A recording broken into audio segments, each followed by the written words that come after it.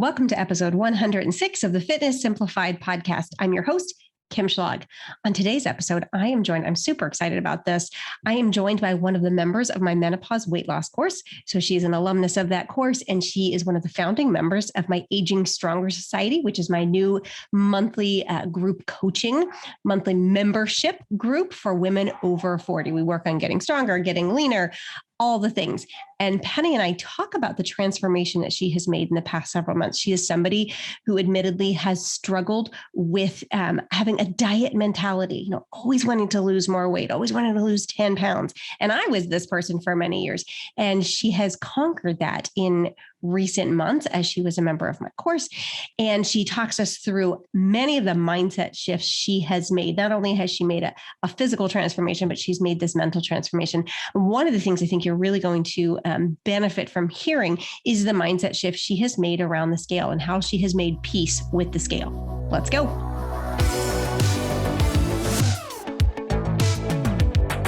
Penny, now that we've been talking for 30 minutes. All right. So here's the thing. And this is how life is. We have tech issues, we have bobbles, and we get back up. Penny and I have just been having the loveliest chat. And then my son, who runs my videography and sound, realized that my one job with the tech, like he does all the other tech, my one job is to hit record on my computer. Guess who didn't do her it's literally my one job. He sets everything else up. And I feel your pain. I have an 18 and 20-year-old son. So, oh gosh, yeah. I wish I could blame it on menopause, but I don't even think that's it. I think I just got in here and I was thinking about chatting with Penny. Well, and I know you were trying to okay, we got to get this going. So we got to get this going. All right, Penny. That happens. We're going to get it going now. Penny, tell me something that you haven't told me about you for us to get to know you yet. Oh, that I haven't told you yet. Let's see. I have 3 dogs. I haven't told you that yet. You have 3 dogs? What kind of dogs do you have? I have a huge 120-pound Rhodesian Ridgeback. Oh, those are big. Yeah. He is big. He's 9.5 years old. I have a medium-sized Brittany Spaniel. And then I have a little 5-pound Maltese. So that's something I haven't told you. So, we spend a lot of those non-negotiable walks that have to get in every day, involve those dogs. Yeah. Do all the dogs get along? Oh, yes. Of course, the smallest one is the boss. But, oh, yes, if I took my phone out, they're all together, probably in a big dog bed that's in front of our fireplace. That's where they all sit. That's so cute. So which one is the oldest?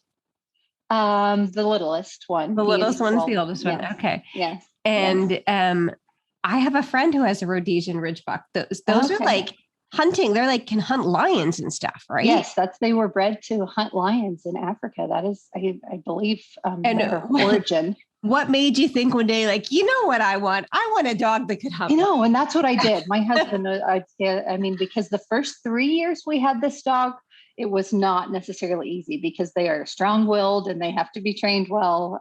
So I saw one in downtown Denver, Colorado, when my husband were out there, and I just thought, I loved it. It's just beautiful. And I want to get one of those dogs. So I was determined to find a breeder and do that.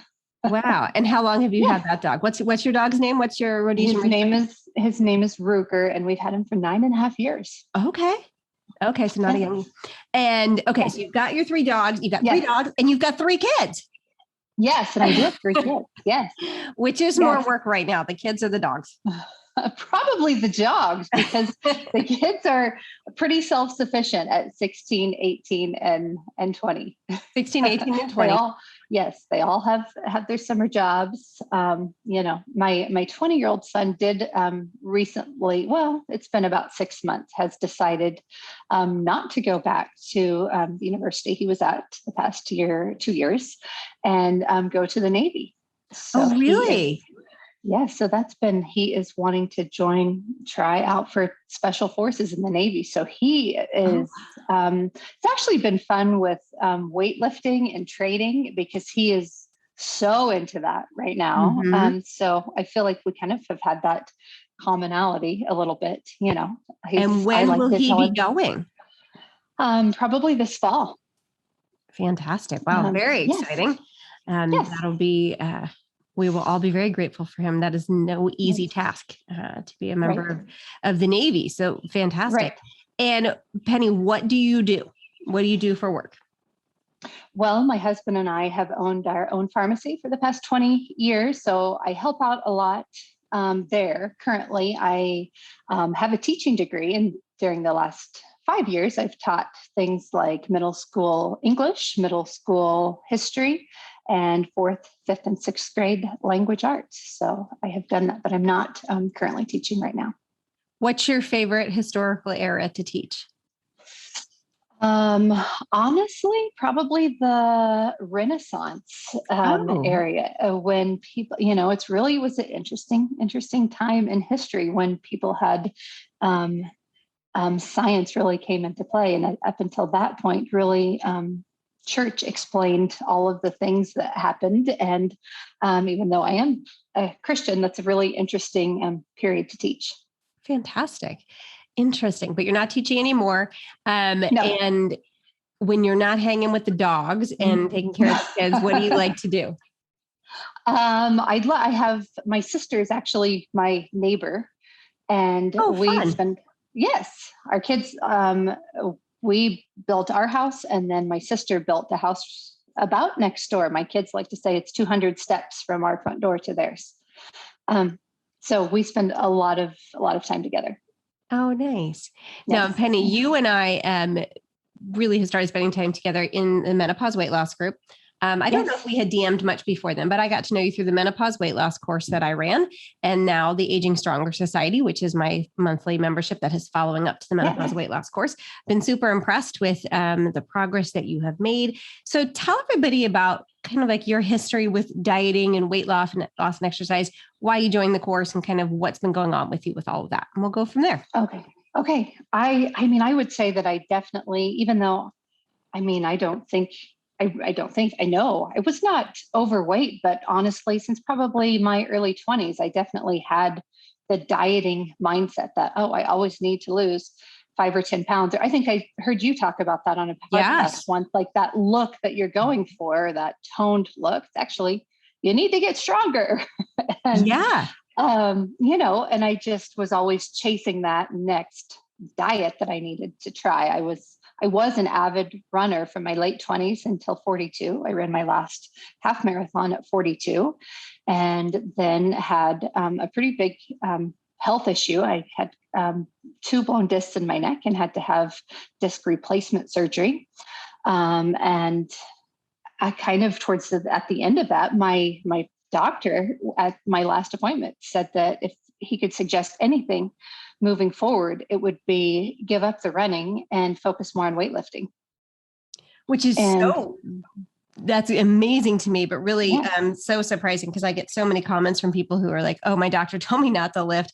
I literally last year when I was at my lung doctor, we were just kind of chit-chatting about my health and outside of being sick. And he said to me, he's like, well, what do you do for exercise when you're not sick? And I said, I like to lift weights. And he's like, I never recommend that. I only tell people to run. And I was like, if I wasn't really sick right now, we would need to sit down and have a chat, and I'd be sending you some studies and things. So it's a really singular experience you had, that a doctor actually encouraged you to strength train.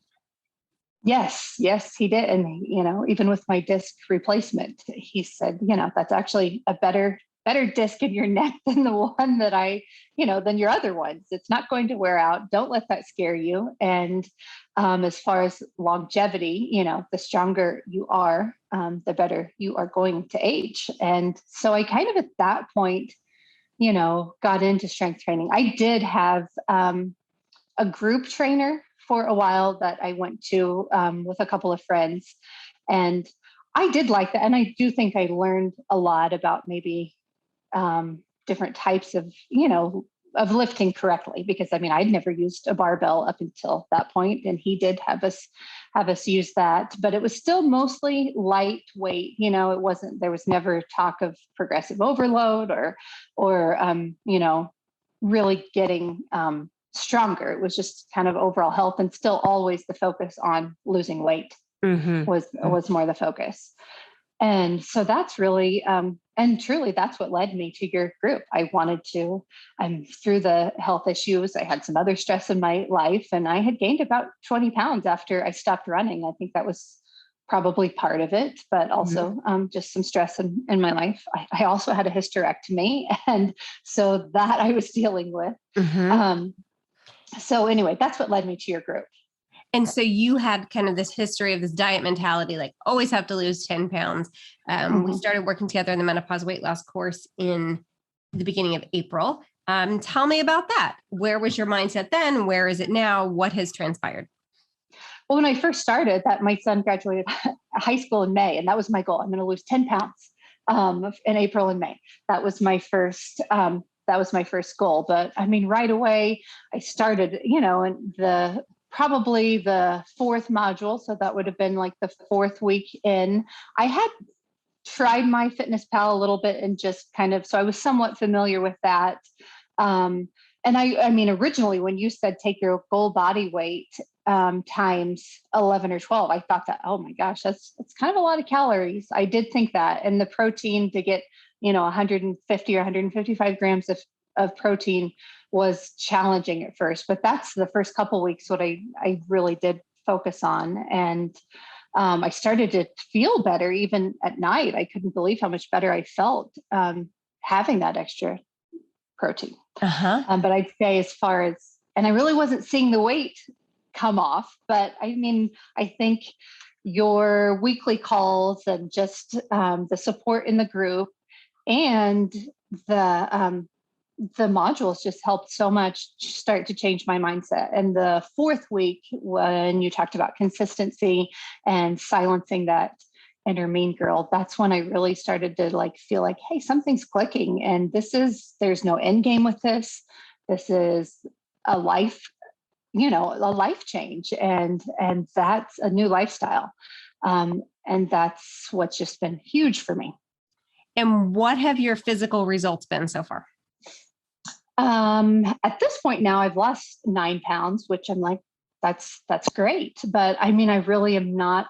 I mean, I would, just because I think my clothes would fit a little bit better, like to see the scale down about 10 more pounds, but I'm not that stressed about that. Even I did write to you a month ago.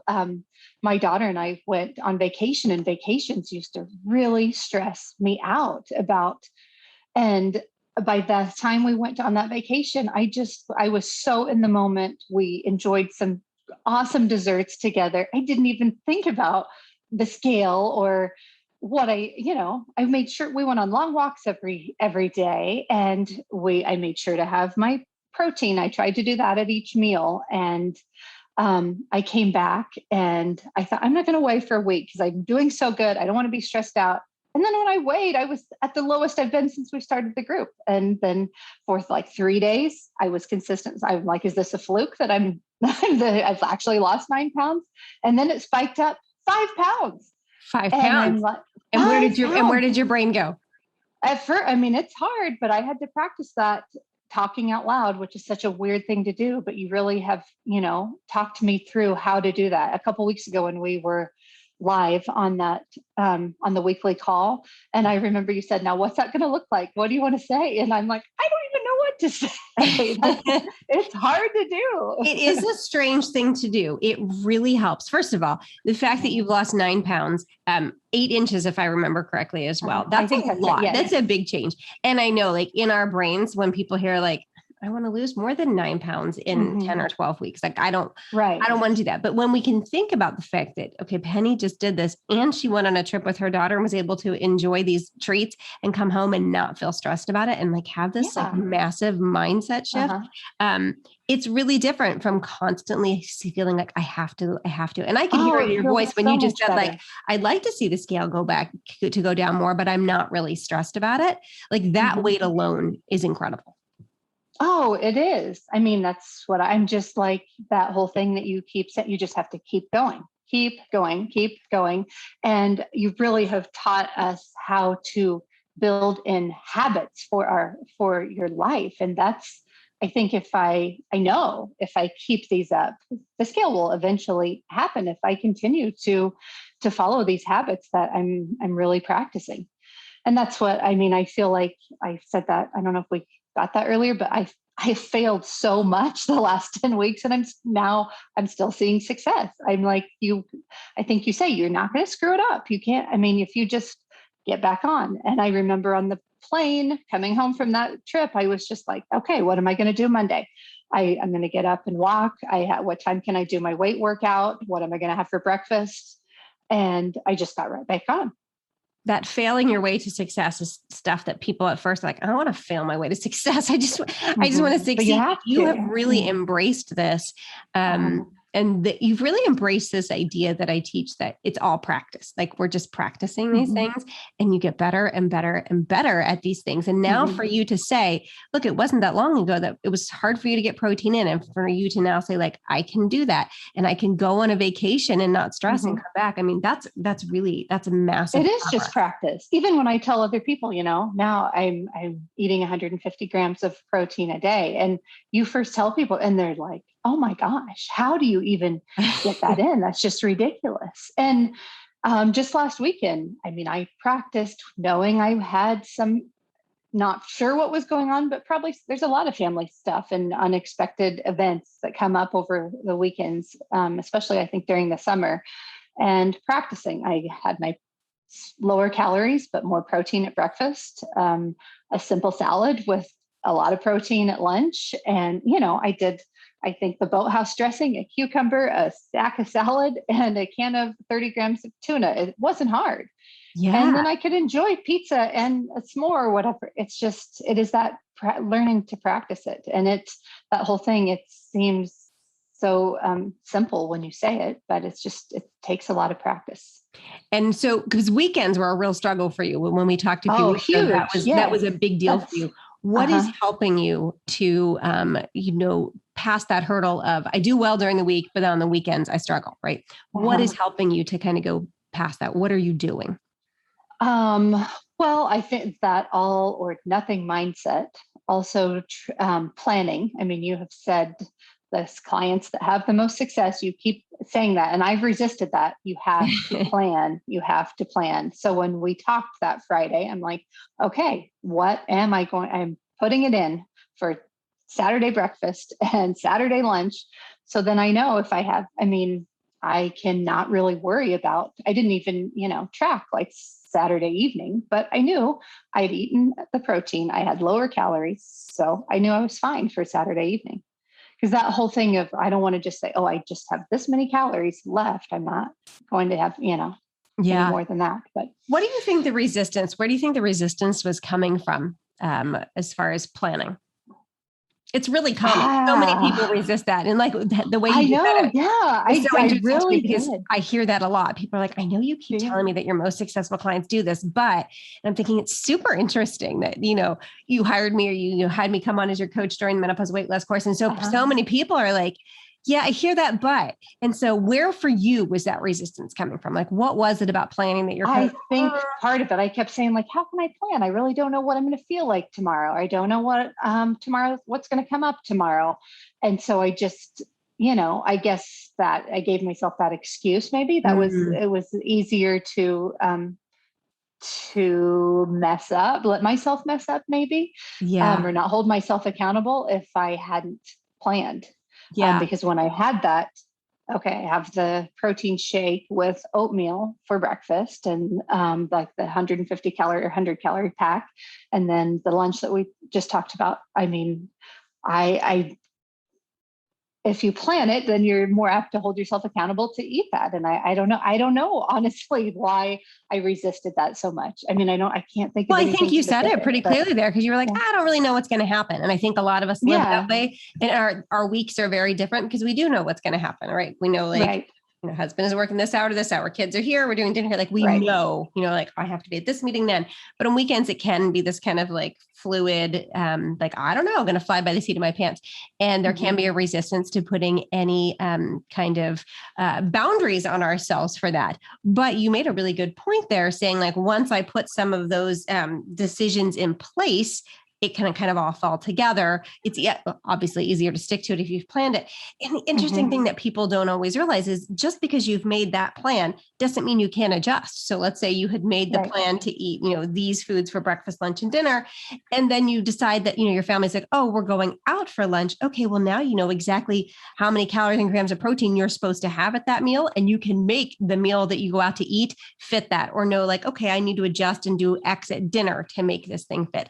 And so I think we can get in our own heads like, okay, I've planned it. Now I have to eat it exactly as I've planned. Right. When really it's like a guideline for us to follow. It doesn't have to be written in stone. And that would really stress me out. And I think that's what I've like, that whole fail to success. I see that, I just have to get that, protein in, and I need to get a vegetable in. And when you start those are the things that I get to have. The rest of it kind of has fallen into place, and I just feel a lot less stressed about food. Oh my gosh, I used to think about food a lot more. I found myself not thinking about food so darn much because I really used to. Yeah, I really used to think about food a lot more than, and that's not any way I would like to live. And it's so freeing to not focus on just the food. It frees up a lot of space. It does, to do so many other things. Yes.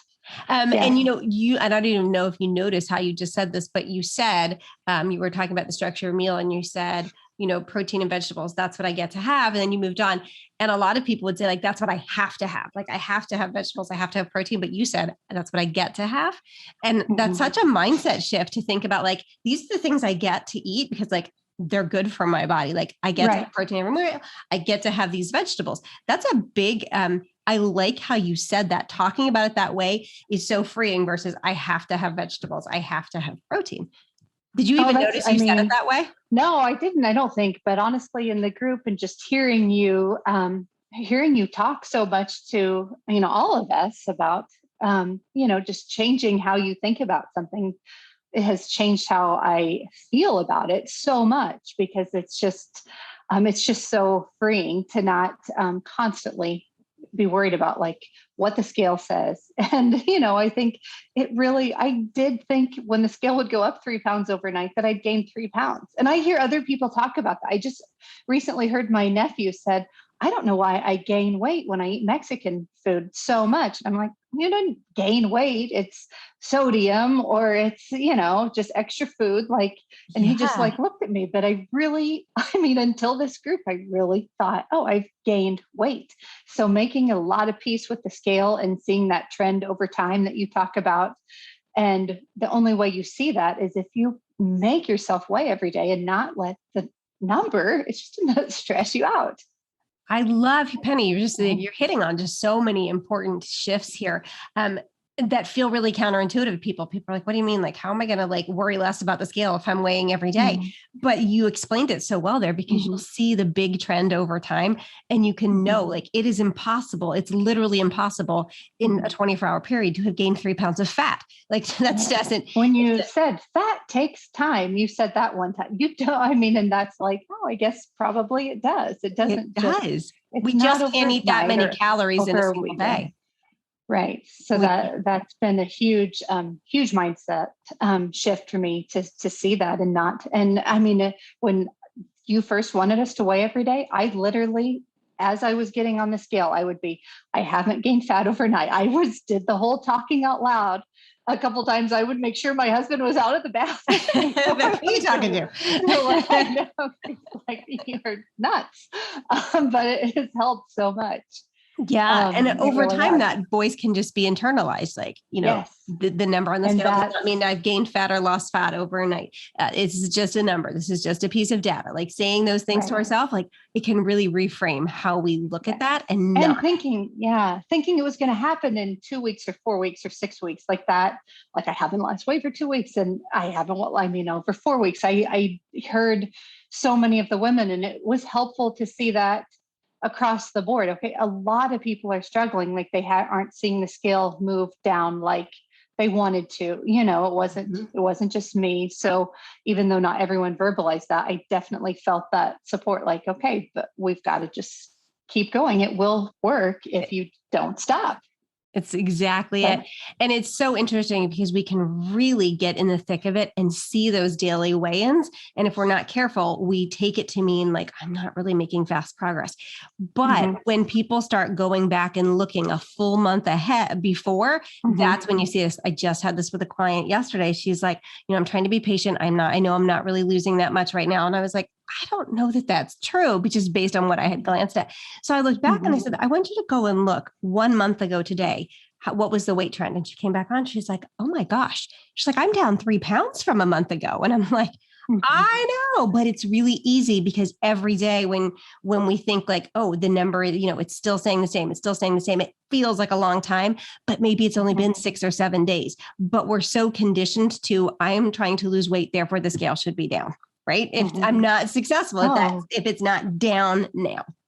And then when you see that spike, I mean, like the 5 pounds, I'm like, what? How did I gain 5? You have to talk that girl down off the ledge and say, there's no way. You just weighed the same, your lowest weight in 8 weeks for 3 days. So then I have not gained 6 pounds. And then that whole thing you've taught us, I had done a lower body workout. I knew I had like some high sodium, probably like all the things that, help with your brain to say, okay, calm down.